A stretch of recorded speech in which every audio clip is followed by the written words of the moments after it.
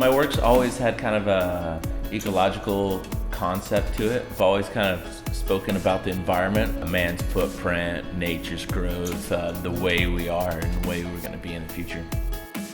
In this body of work, I've chose a hazard red to use, so the singular use of color kind of brings a strength to the subject matter. My name is Joshua King.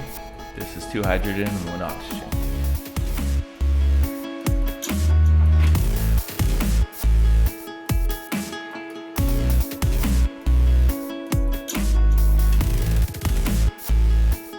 It's made to re-engage the sustainable use of water. In 2011, we used 52 billion gallons of water for our 2.4 million citizens. I'm taking a lot of pride in it and trying to really come out the door swinging.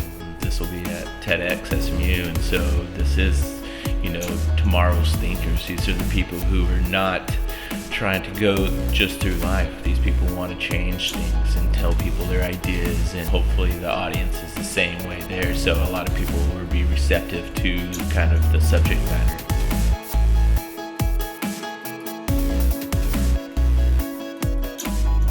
Key thing is to get people to change their mindset, bring that topic in there and find solutions to it.